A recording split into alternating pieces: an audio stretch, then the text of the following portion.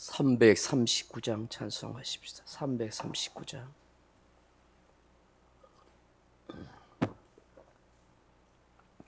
찬송가 339장입니다.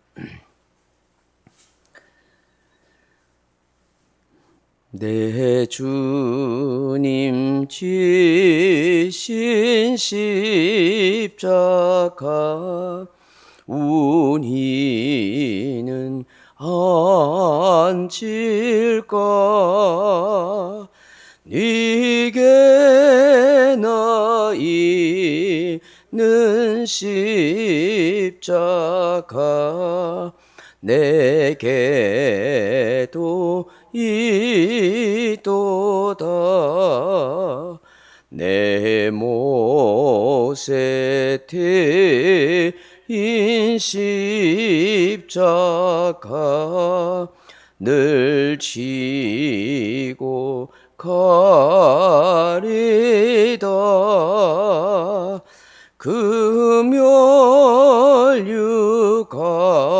금혈육간을 쓰려고 저 천국 가겠네 저수저 같은 길에서 멸류관 벗어서 주 예수 앞에 바치며 늘 찬송하겠네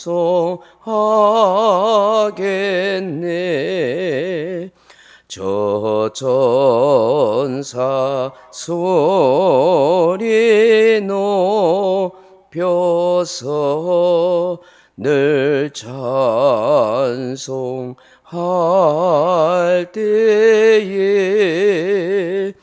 그 좋은 노래곡조가 참 아름답도다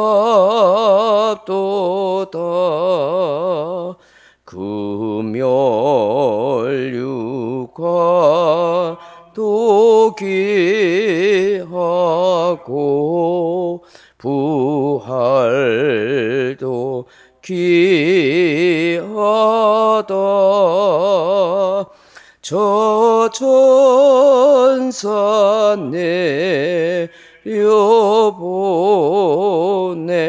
내려보내사 날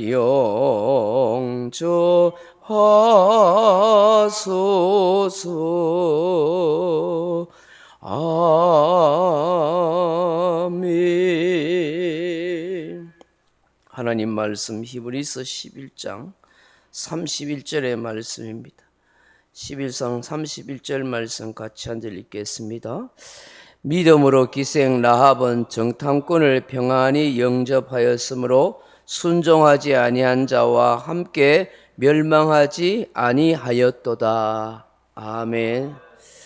사랑하는 성도 여러분, 오늘 본문을 보시면 히브리서 기자가 독특한 한 여인을 소개합니다.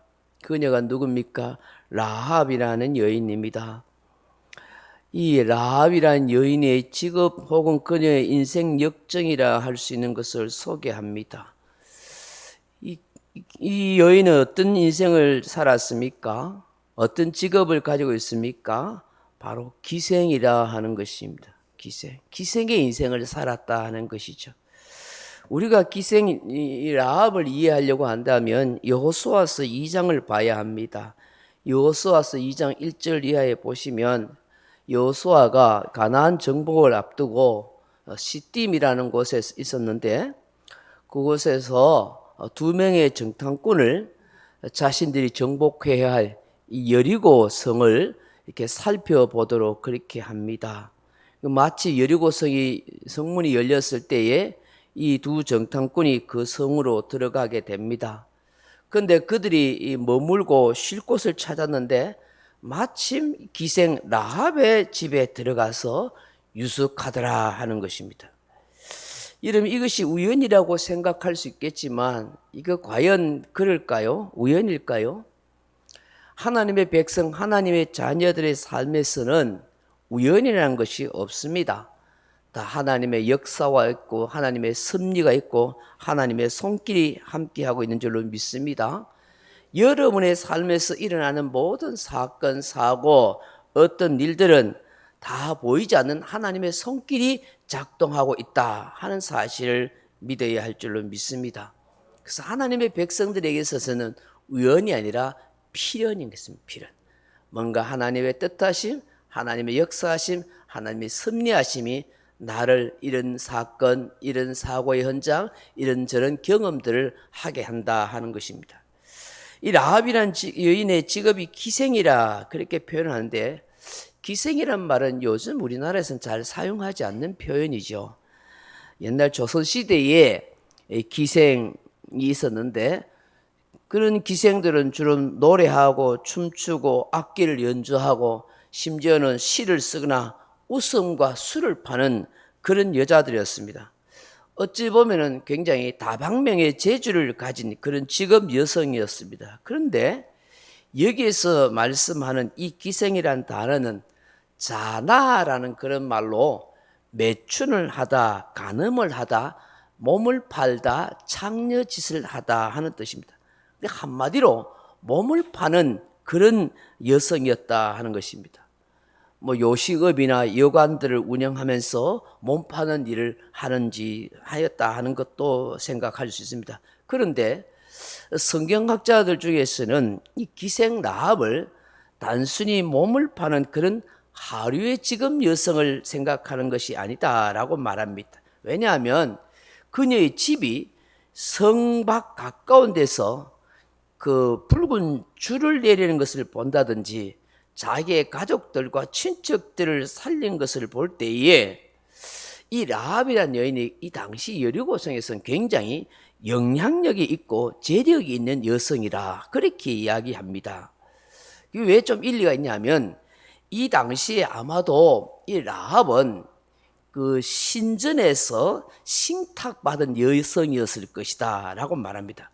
고대에 뭐 드라마 보면 신전에 그런 어떤 주술을 하거나 점을 치는 그런 신녀라든지 그런 여사제였을 것이다 라고 하는 것입니다. 그래서 주술을 하고 점을 쳐서 뭐 여러 가지 신의 계시를 받거나 뭐 신의 뜻을 전달하는 그런 어떤 신전 여사제들이 굉장히 많았거든요. 그래서 가끔 뭐 신의 뜻을 알고 싶어서 나라의 번영과 안녕을 위해서 또 뭐 무슨 출산을 위해서 뭐 국가의 여러 가지 뭐 재앙을 막기 위해서 그렇게 이렇게 신의 계시를 받는 신녀라든지 이런 사람들이 많이 있었습니다. 그런 사람들이 신전에서 뭐 자손들을 번성하기 위해서 창녀 일을 하는 그렇게 오는 신 앞에 제사 드리러 오는 사람들과 이렇게 간음하는 일을 서슴없이 행하기도 했습니다. 제가 고린도에 간 적이 있는데 그 고린도 항구에 보면은 그게 보면 아주 높은 산이 있습니다. 우리 뭐 이게 신불산이나 가지산 못지않게 높은 산이 아주 이렇게 평평한 산이 있는데 그게 높은 산에 신전이 있다 하더라고요. 그래서 고린도의 그 항구에서 오는 많은 그런 선원들과 많은 뭐 장사꾼들이 그 신전에 올라가서 그렇게 제사를 지낸답니다. 뭐 평안하게 뭐 이렇게 항해를 할 수 있게 해달라, 뭐 돈을 많이 벌 수 있게 해달라 그렇게 하는데 그게 신전에 약 1000명의 신녀들이 있었다. 그래서 거기에서 제사 드리고 그 신녀들과 몸을 섞어야만 뭐 신의 뭐 가호가 있고 평안이 있고 이런 미신적인 주술적인 그런 일이 있었다 하더라고요. 아마 라합도 이런 몸을 파는 어떤 직업적인 창녀였던 것보다는 오히려 그 어떤 신녀라는 그 신전에 있는 여성이 아니었겠냐 하는 것입니다. 어쨌든 간에 이 라합이 직업적인 창녀였든지 뭐 요식업이나 여관 여주인이었든지 뭐 신전에서 뭐 점을 치거나 주술을 하든지 신녀였든지 이떤 그녀는 한없이 불쌍하고 비참하고 불행한 삶을 살았다는 것입니다. 그렇게 하루하루 희망 없이 인생을 살았던 것이죠. 그런데 어느 날 두 낯선 사내가 자기 집에 들어온 것입니다. 아마도 금방 알아챘는지 모르겠습니다. 얼마 있다가 이들의 정보가 들통 나가지고 어떤 사람이 여리고 왕에게 보고를 한 것입니다. 즉 이스라엘 자손 중에 몇 사람이 우리 성을 염탐하러 온 것 같은데 당장 잡아내세요. 어디에 있느냐 하니까 기생 라합의 집에 들어간 것 같습니다. 그렇게 정보가 됐어.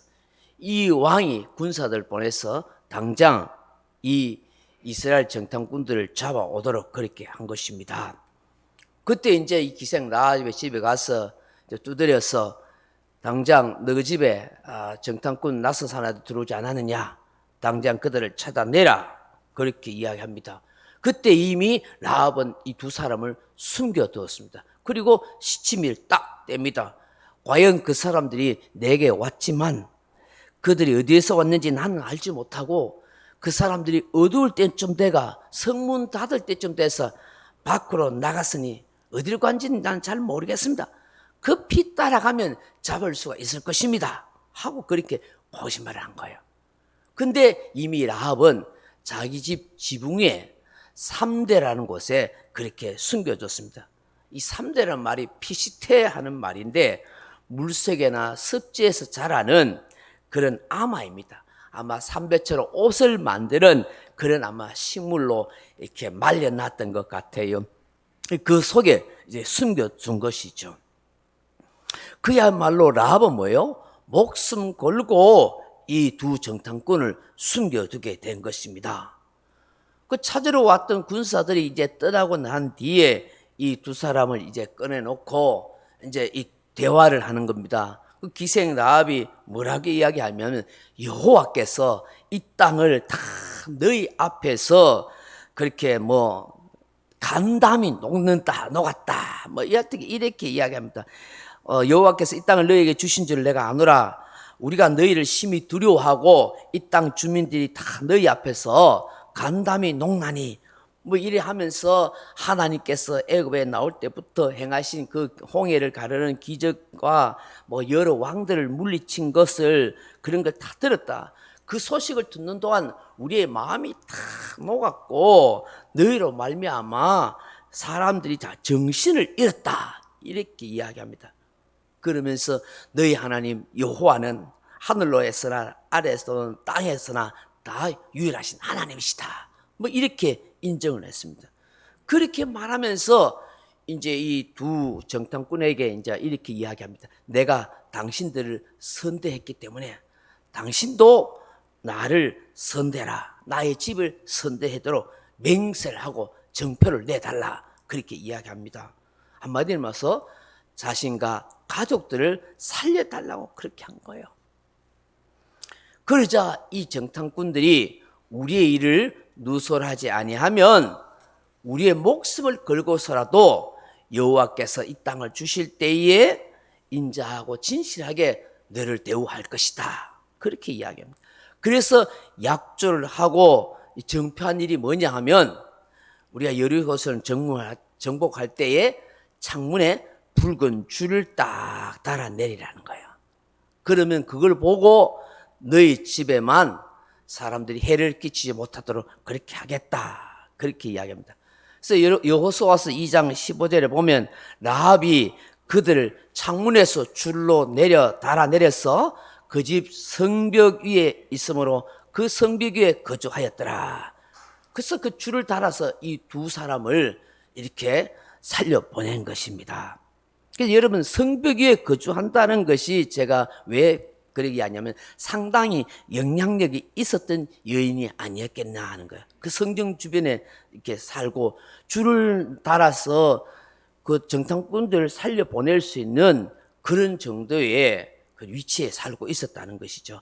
그래서 아마 이 뭐 신전의 신녀나 여사제가 아니겠는가 그렇게 생각합니다. 어떻게 하면 약조를 하고서 이 두 정탐꾼들은 라합 덕분에 살아서 도망가게 됩니다. 나중에 이제 여리고 성이 여러분이 뭐 어제 새벽에 봤지만은 참 기적적으로 그 성이 무너졌잖아요. 무너지고 난 뒤에 이 붉은 줄이 있는 그 집의 사람들은 아무도 여호수아가 건드리지 못하게 합니다. 이 붉은 줄이 뭘 상징하겠어요? 바로 구원의 줄이죠. 그 구원의 유일한 길이신 예수 그리스도 대속의 피를 상징하는 것입니다. 그 오직 예수 그리스도 안에 있는 사람, 예수 그리스도의 피를 믿는 믿음의 사람들만이 생명을 보존하고 구원을 얻습니다 하는 것을 말씀하는 거예요. 여러분, 노아와 노아의 가족이 방주 안에 있을 때만이 살았던 거예요. 그 방주가 바로 예수 그리스도를 상징하잖아요. 여러분, 기생 라합이 비록 과거에 어떤 삶을 살았든지 상관없습니다. 그 붉은 줄만 내리면 사는 거예요. 여러분, 저와 여러분이 과거에 어떤 인생을 살았든지 상관없습니다. 예수 그리스도의 피를 믿는 믿음을 가지고 있으면 생명을 얻고 구원 얻는 인생이 되는 줄로 믿습니다. 하나님께서는 심판 중에라도 긍휼과 자비를 베풀시고 잊지 않으시는 하나님입니다. 믿음을 가졌던 그 라합과 그 가족을 하나님이 살려주신 거예요. 그래서 저도 여러분도 과거에 내가 어떤 행적을 가졌든 어떤 죄를 가졌든 어떤 부끄러운 모습이든 다 묻지도 따지지도 않습니다. 우리는 오늘 예수 그리스도 안에서 예수 그리스도의 피를 믿는 믿음을 보사 우리의 죄를 용서하시고 우리의 과거를 덮어주시고 우리에게 생명과 구원 얻는 은혜를 베푸시는 줄로 믿습니다. 이런 그 많고 많은 여리고성의 왕들과 고관 대작들과 백성들이 있었지만 하나님의 역사하시는 소식을 듣고 그렇게 있었지만 진짜로 하나님을 믿는 사람은 라합 한 사람밖에 없었다는 거예요. 다들 두려워 떨고 마음이 녹아내릴 정도에 그치고 말았지 라합처럼 목숨을 걸고 정탐꾼을 숨겨줄 정도로 하나님을 믿는 믿음이 다른 사람은 없었다는 거예요. 여러분, 이러한 일은 결코 쉽지 않습니다. 어찌 보면 여리고 백성의 입장에서는 라합이 자기 민족의 반역자의 배신자일 수 있습니다. 그러나 그녀는 그런 기생의 삶에서도 하나님을 믿고 놀라운 역사를 보여주었던 것입니다. 참으로 하나님의 역사는 우리가 알 수가 없다 하는 것이죠. 기생 라합의 믿음을 통해서 우리에게 보여주고 깨닫게 하시는 것이 무엇입니까? 어떤 직업, 어떤 환경, 어떤 출신 속에 있다 할지라도 오직 믿음으로 구원 얻는 복을 누구에게나 누릴 수 있습니다 하는 것을 말씀하고 있는 거예요. 여러분, 이 라합이라는 이름의 뜻이 넓다, 광대하다, 풍부하다 하는 뜻입니다. 참으로 그녀의 이름은 믿음대로 그 이름대로 믿음이 넓고 마음이 광대하고 삶이 풍부하게 되었다 하는 것입니다. 유대인들의 지혜서인 탈무드에 보면 유대인들이 가장 존경하는 여성들 중에 한 사람이에요. 그 여성들의 존경하는 유대인들이 사라, 아비가일, 에스더 있는데 더불어와 라합이 들어간다는 거예요. 이 사라는 아브라함의 아내죠. 아비가일은 다윗의 아내가 되죠. 에스더는 여러분 알다시피 유대 사람으로서 그 메데 바사 제국의 왕비가 됐잖아요. 그 민족을 살리는 일을 하잖아요. 참 놀라운 것은 여러분, 이 기생 라합이 메시아의 족보에 들어갔다는 사실이에요.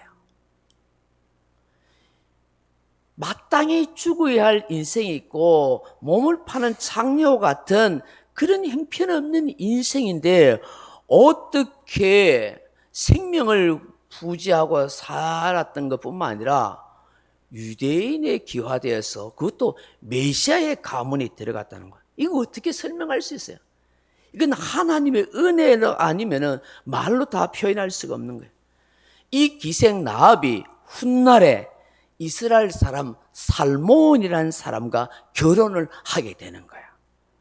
성경학자들은 이 살몬이라는 사람이 아마도 2명의 정탐꾼들 중에 한 사람이었을 것이다, 그렇게 이야기합니다. 자신의 목숨을 걸고 살려준 이 기생 라합의 믿음이 있는 걸 보고 자기 아내로 삼았을 것이라고 그렇게 말합니다. 근데 이 살몬이 누구냐? 바로 룻기서에 나오는 보아스의 아버지예요. 다윗의 고조 아버지, 고조 할아버지. 루키스 4장 18절에 보면 이런 족보 이야기가 나와요. 베레스의 계보는 이러하니라. 베레스는 헤스론을 낳고 헤스론은 나함을 낳고 나함은 암미나답을 낳고 암미나답은 나손을 낳고 나손은 살몬을 낳고 살몬은 보아스를 낳았고 보아스는 오벳을 낳았고 오벳은 이세를 낳고 이세는 다윗을 낳으니라. 훗날에 이 살몬이 다윗의 고조 할아버지가 되고 기생 나합은 바로 다윗의 고조 할머니가 되는 거야. 바로 메시아이신 유다 가문에 오신 예수님의 육신의 조상이 된 겁니다. 그 얼마나 영광스럽고 축복의 인생이 된 것입니까? 몸을 파는 창녀가 하나님이 미워하고 가증하게 여기고 악하게 여기는 그런 주술과 점을 치고 몸을 팔던 여인이 마땅히 죽어야 하고 멸망당해야 할 그 인생이 자기뿐만 아니라 자기 가족, 심지어 친척들까지도 같이 살아가는 그런 역사가 있는 거예요. 산 것도 감지덕지인데 세상에 그 유대인 살몬과 결혼도 하고 훗날 다윗 왕의 고조 할머니로 왕가의 혈통을 잇는 축복의 여주인공이 될 뿐만 아니라 영원한 하나님 나라의 메시아의 가문에 영광스러운 자리에 이름을 새기게 되더라는 거예요. 무엇 때문입니까? 바로 믿음으로 정탐꾼들을 숨겨준 순종 때문이라는 거예요. 목숨 걸고 여려오고 왕보다도 하나님을 더 경외하는 믿음이 있었기 때문에 참으로 믿음과 순종은 놀라운 역사를 쓰게 하는 것입니다. 그 여호수아서 6장 23절에 보면은 기생 라합 한 사람 때문에 자기 가족, 친척까지도 다 살게 되었다고 기록하고 있습니다. 여러분, 우리도 이 기생 라합처럼 목숨 걸고 예수님을 믿고 오로지 하나님의 뜻에 순종함으로 나 한 사람 때문에 내 가족이 살고 나 한 사람 때문에 내 친척이 살고 나 한 사람 때문에 내 교회가 살고 나 한 사람 때문에 내 이웃이 구원받을 수 있는 그런 축복의 주인공이 다 되어지기를 함께 기도하는 그런 저와 여러분 되길 주님의 이름으로 축원합니다. 명령과 선포합니다. 1. 나는 주님의 은혜로 모든 일에 날마다 점점 더 좋아지고 있다. 나는 오늘부터 다른 사람을 비난, 원망하거나 비판, 판단, 정죄하지 않겠습니다. 나는 하나님 다음으로 나를 사랑한다. 나는 나를 사랑한다. 교만은 독약이다. 그 어떤 경우에도 감사합니다. 나는 내 안에 살아계신 예수님 때문에 행복하다. 있을지어다. 그대로 되니라. 좋았더라. 아멘. 각자 기도하시다 돌아가시고.